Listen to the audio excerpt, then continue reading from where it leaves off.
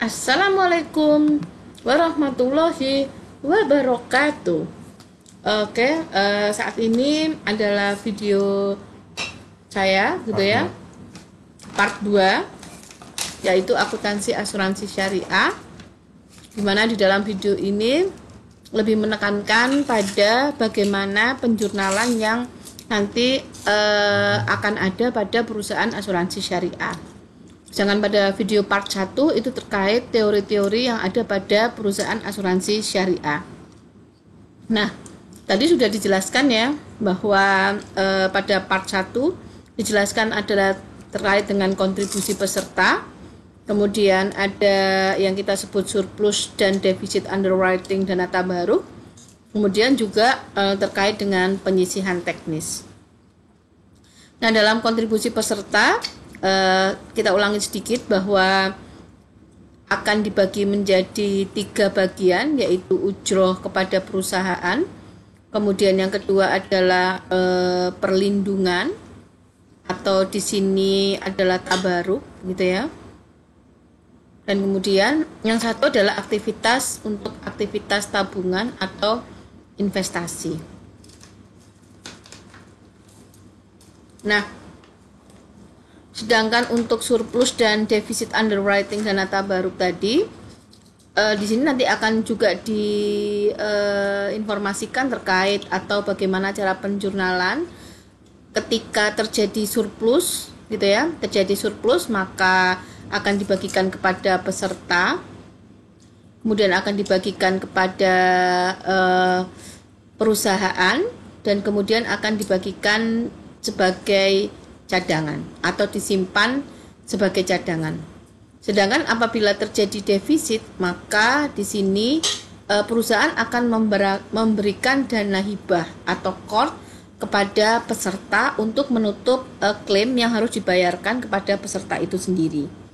Nah, penyisihan teknis ini fungsinya apa? Sebenarnya kita harus melakukan penyisihan teknis ini supaya ketika dana tabaruk itu minus atau dana tabaruk itu lebih kecil daripada dana klaim, nah maka kita bisa menggunakan dana yang ada di dalam penyisihan teknis ini, sehingga tentu saja tidak akan kemungkinan kecil akan terjadi sebuah defisit underwriting dana tabaruk.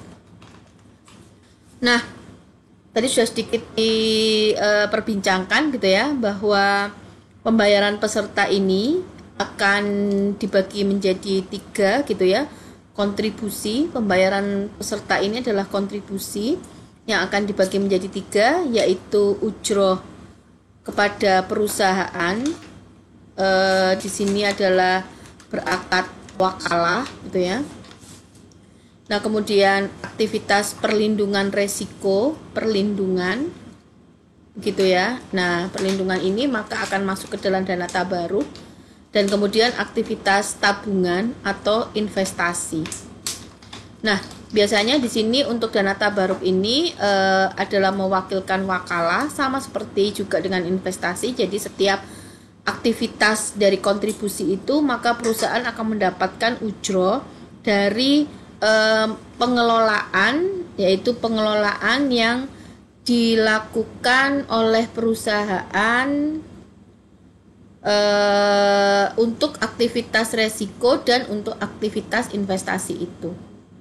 Nah, maka perusahaan itu berhak mendapatkan ujroh tersebut. Nah, di sini akadnya adalah tentu saja adalah akad mudharabah juga ya, mudharabah gitu ya. Dan kemudian ini juga adalah akad mudharabah, sehingga akan timbul yang kita sebut sebagai nisbah bagi hasil. Nah, tadi sudah dijelaskan pentingnya penyisihan teknis, yaitu bagaimana perusahaan harus menyisihkan gitu ya, cadangan, membuat cadangan agar ketika terjadi defisit underwriting dana tabaruk, maka kita tidak akan atau terjadi sebuah kemungkinan yang sangat kecil untuk terjadi defisit underwriting dana tabaruk. Nah, di sini apabila terjadi defisit underwriting dana tabaruk, maka akan berikan talangan gitu ya dengan akad yang kita sebut sebagai qard. Oke. Nah, sedangkan aktivitas investasi itu biasanya di sini adalah untuk aktivitas berupa mudharabah, bisa mutlakoh, artinya bahwa seorang investor itu akan menentukan di sektor-sektor mana perusahaan itu harus menanamkan modalnya, misalnya pertanian, perkebunan, peternakan, ataupun yang lainnya. Nah, untuk akad wakalah tentu saja itu masuk ke dalam kewajiban, sedangkan untuk akad mudharabah maka dia akan masuk menjadi bagian dari dana syirkah temporer. Oke, di sini ada pengakuan dan pengukuran kontribusi. Dalam pengakuan dan pengukuran kontribusi ini, yang terpenting adalah bagaimana perusahaan itu mengakui pendapatan dana tabaruknya. Nah, untuk mengakui pendapatan dana tabaruk itu, maka kita harus tahu dulu akad asuransi syariah itu apakah berupa akad jangka pendek ataukah berakad jangka panjang atau less than 12 months gitu ya, dan more than 12 months. Nah, di sini ketika dia kurang dari 12 bulan, maka pendapatan dana tabaruk itu akan diakui sesuai dengan periode akad. Nah, sedangkan apabila dia lebih dari 12 bulan, maka akan diakui sebagai pendapatan dana tabaruk pada saat jatuh tempo. Nah, kemudian bagian pembayaran dari peserta untuk investasi diakui sebagai dana investasi. Ini adalah aktivitas investasi atau tabungan gitu ya. Kemudian mudharabah mustarakah atau dana investasi yang kita hanya bersifat sebagai perwakilan atau wakalah gitu kan. Nah, tentu saja ketika dia berakad partnership atau mudharabah gitu ya, baik mudharabah maupun mudharabah musyarakah atau di sini biasa kita sebut akadnya adalah partnership, maka tentu saja akunnya akan masuk ke dana syirkah temporer. Sedangkan ketika dia berakad wakalah, maka dia aktivitasnya menjadi liabilitas. Ini sama seperti akuntansi syariah pada periode awal perkuliahan ya. Jadi kalian sudah mengetahui ketika dia itu berakad wakalah, maka masukkan dalam kolom pasifa itu adalah dari sisi kewajiban atau liabilitas. Sedangkan apabila dia berakad partnership, maka masukkan dalam akun dana syirkah temporer. Nah, penyaluran dana investasi yang menggunakan akad wakalah bil ujroh maka akan mengurangi kewajiban dan dilaporkan dalam laporan perubahan dana investasi terikat. Ya, tadi sudah dijelaskan ya bahwa kalau mudharabah mutlakoh gitu ya, maka investor berhak mengetahui di sektor mana dan sektor-sektor yang terpilih lah itu yang hanya boleh dilakukan oleh perusahaan itu. Nah, di sini bagian kontribusi untuk ujroh fee diakui sebagai pendapatan dan masuk ke dalam laporan laba rugi secara garis lurus sesuai dengan masa akad dan akan menjadi beban dalam laporan surplus dan defisit dana tabaruk. Nah, ini adalah penjurnalannya. Jadi di sini ini harusnya ini salah ya. Salah, ini harusnya akun debit ya di sini XXX, akun kredit maksud saya. Misalnya contohnya seorang peserta itu akan membayar kontribusi senilai 1 juta rupiah. Nah, dari uang 1 juta rupiah ini tentu saja nanti akan dibagi menjadi 3 bagian, yaitu berapa sih ujroh yang untuk perusahaan dan berapa perlindungan gitu ya, atau dana tabaruknya, dana tabaruk begitu. Ini masuk dalam DST nantinya, dan kemudian yang satunya adalah tabungan. Nah, karena tabungan ini dia berakad wakalah tadi ya, tergantung tabungannya mau akad wakalah atau mudharabah. Kalau mudharabah boleh dimasukkan dalam DST, tapi kalau akadnya wakalah maka dia masuk ke dalam liabilitas. atau kewajiban. Nah, oleh karena itu maka jurnalnya, contohnya misalnya kasnya 1 juta, pendapatan kontribusinya anggap saja 300.000, kemudian dana syirkah temporernya 400.000, sehingga kewajibannya adalah 300.000. Nah, seperti itu. Nah, kemudian pada saat pengakuan ujrah untuk entitas pengelola, maka bagian pengelola atas kontribusi, kemudian kreditnya adalah ujrah diterima di muka. Nah, kemudian ujrah diterima di muka pada pendapatan pengelolaan asuransi. Oke. Nah, kemudian pada saat penyaluran dana peserta untuk investasi yang berasal dari dana syirkah temporer. Nah, tadi sudah dijelaskan ya. Jadi kalau perusahaan itu ada dalam dananya itu yang kita sebut sebagai pooling of investment fund, dan kemudian atau di sini adalah pooling of dana tabaruk, maka dana-dana yang dimiliki itu harus diinvestasikan ke sektor-sektor yang menjanjikan. Nah, sektor-sektor yang menjanjikan tadi sesuai dengan yang sudah dijelaskan pada part 1, bisa pembelian kepada sektor properti, atau kemudian pembelian logam mulia atau emas, kemudian boleh juga kita beli dalam sektor saham, dan kemudian atau reksadana. Atau kemudian juga bisa hanya kita lakukan deposito kepada bank-bank syariah.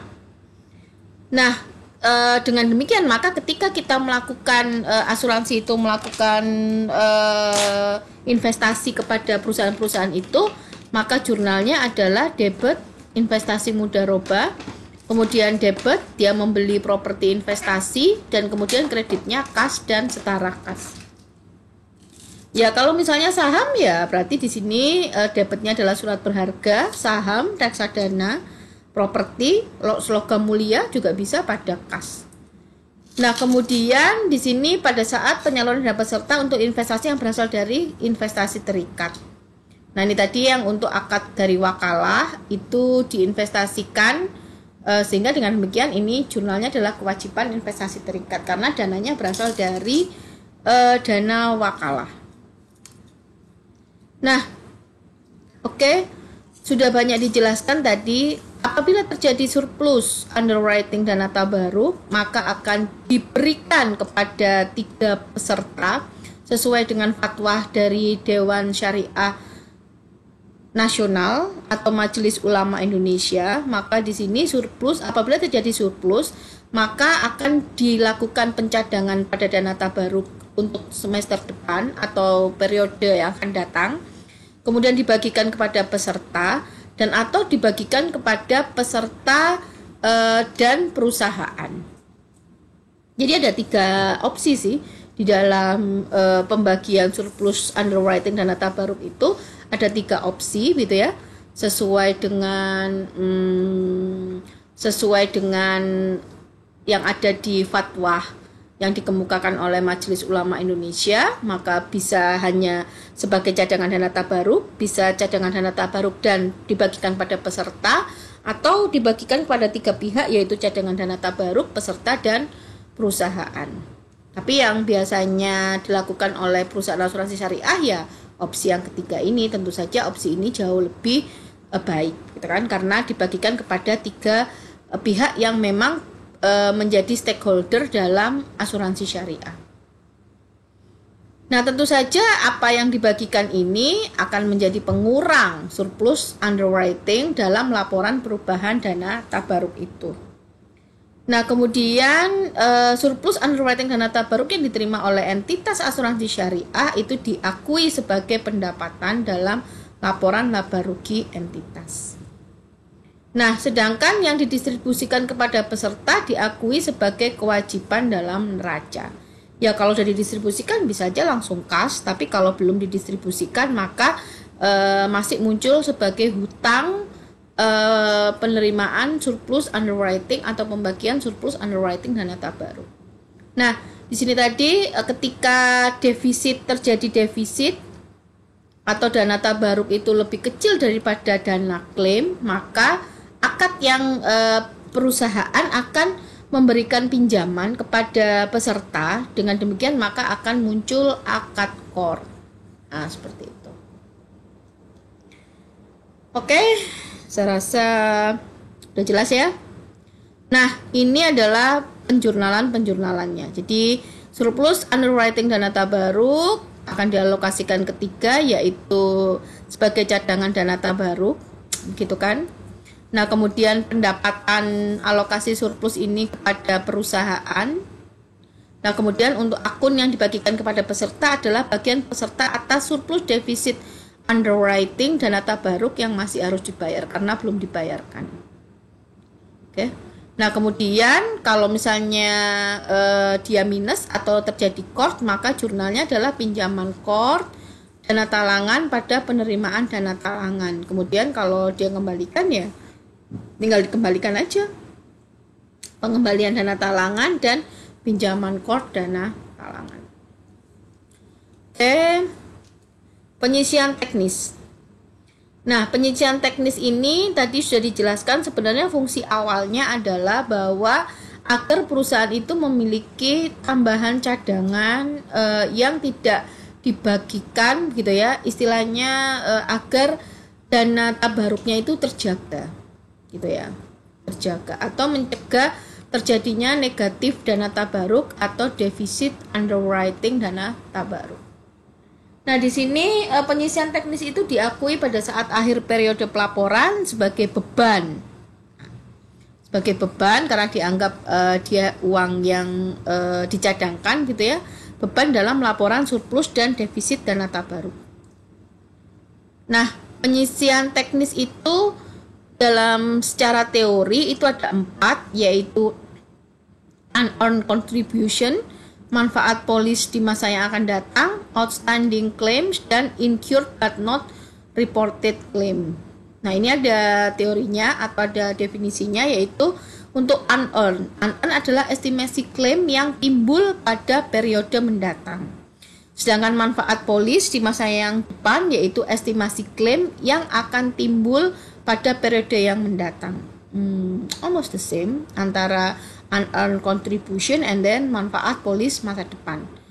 Kemudian yang ketiga adalah outstanding claims, yaitu klaim yang telah terjadi dan telah dilaporkan sampai akhir periode berjalan yang akan dibayarkan pada periode mendatang. Artinya sudah ada yang sudah ada klaim tetapi belum dibayarkan oleh pihak perusahaan. Oleh karena itu maka perusahaan harus melakukan penyisihan teknis karena ada klaim-klaim yang belum terbayar. Nah, kemudian yang terakhir adalah incurred but not reported claims. Artinya, klaim itu telah terjadi tapi belum dilaporkan sampai pada akhir periode berjalan sehingga perusahaan masih memiliki hutang klaim. Nah, pengukuran penyisihan teknis. Nah, ini adalah teori-teorinya ya, jadi kalian bisa pelajari. Unearned contribution itu artinya adalah dihitung secara individual dari setiap pertanggungan dan besarnya ditetapkan secara proporsional dengan jumlah proteksi yang diberikan. Kemudian manfaat polis masa depan adalah estimasi pembayaran seluruh manfaat yang diperjanjikan dan penerimaan kontribusi peserta di masa yang akan datang dengan mempertimbangkan estimasi tingkat imbal hasil investasi dana tabaruk. Kemudian outstanding claim adalah estimasi klaim yang masih dalam proses dan jumlahnya harus mencukupi untuk memenuhi klaim yang terjadi dan dilaporkan sampai akhir periode. Nah, kemudian incurred but not reported claims itu adalah estimasi klaim yang akan dibayarkan pada tanggal pelaporan berdasarkan pengalaman masa lalu yang terkait dengan klaim paling kini yang akan dilaporkan. Oke. Nah, ini adalah jurnal-jurnalnya ya. Perubahan kontribusi yang belum menjadi hak menjadi penyisian kontribusi yang menjadi hak, kemudian perubahan klaim dalam proses, perubahan klaim yang sudah terjadi, perubahan klaim pemanfaat, termasuk dengan ketiga atau keempat klaim-klaim yang dalam penyisian teknis tadi. Nah, di mana penyajiannya, penyisian teknis itu disajikan secara terpisah pada kewajiban dalam neraca. Nah, saldo dana tabaruk dan saldo dana investasi peserta disajikan di dana peserta yang terpisah dari liabilitas dan ekuitas pada laporan posisi keuangan. Sama seperti yang sudah dijelaskan pada part 1. Pengungkapannya, kebijakan akuntansi, piutang kontribusi, rincian, kontribusi resiko dan ujro, kebijakan perlakuan surplus dan defisit underwriting dana tabaruk, CORT, untuk defisit underwriting dana tabaruk. Dana investasi adalah kebijakan akuntansi dan rinci, penyisian teknis dengan menggunakan jenis dan dasar penentuan, aset dan kewajiban yang menjadi milik dana tabaruk. Ini berdasarkan PSAK gitu ya, nomor 108 tentang asuransi syariah. Oke, adalah slide terakhir, jadi kalian dipersilakan untuk mengerjakan soal yang ada di buku Pak Wiroso dan juga buku asuransi syariah untuk kemudian kita kerjakan bersama. Oke, terima kasih. Saya akhiri sampai di sini. Assalamualaikum warahmatullahi wabarakatuh. Wabillahi taufiq walhidayah. Wassalamualaikum warahmatullahi wabarakatuh.